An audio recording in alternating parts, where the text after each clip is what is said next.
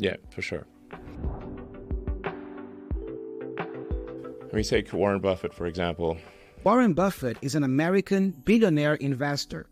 He is perhaps one of the most influential and famous investors of all time, and he has made most of his fortune by allocating capital or investing in companies, in stocks or shares. And to be totally frank, I'm not his biggest fan, but...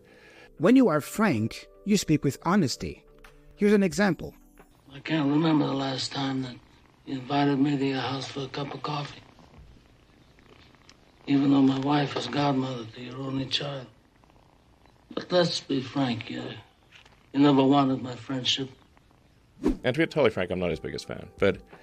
This is a nice colloquial phrase. I'm not his biggest fan is the same as I don't like him very much. So Elon is saying that he doesn't like Warren Buffett very much. He's not his biggest fan. You can also say, I'm not a big fan of someone or something. For example, I'm not a big fan of musicals. In other words, I don't like musicals very much. Well, the accounting, and it's pretty boring, really.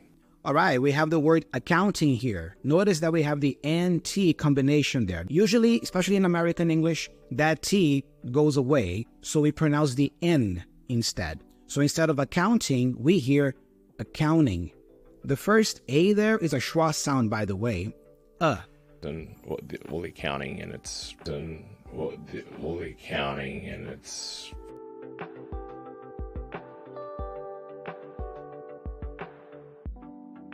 I mean, it's kind of a boring job, if you ask me. This is a great colloquial way to give your opinion. First, you make your statement. Then you say, if you ask me.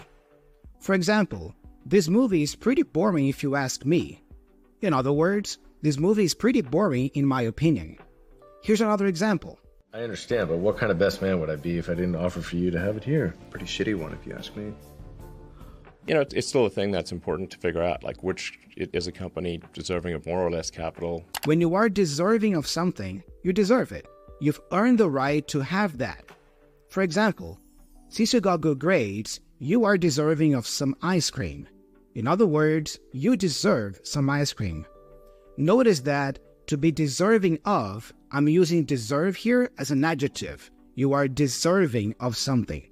Now, the verb itself is to deserve. So you can say, I deserve this, or you can say, I am deserving of this. If a company is making compelling products and services, it should get more capital. And if a product or service is compelling, it's fascinating and it gets people interested in it. Another example could be a compelling argument. If an argument is compelling, it is persuasive and effective. You make a compelling argument. Is that a yes? Yes.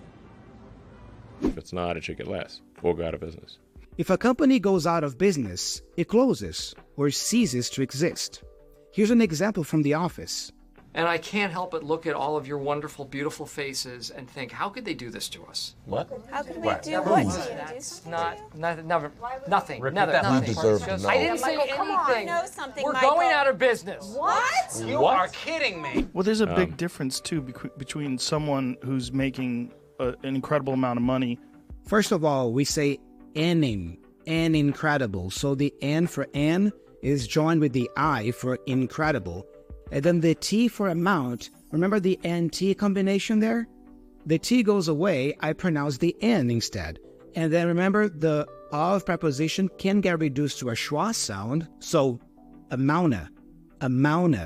Putting it all together, an incredible amount of money. An incredible amount of money. An incredible amount of money. An incredible amount of money.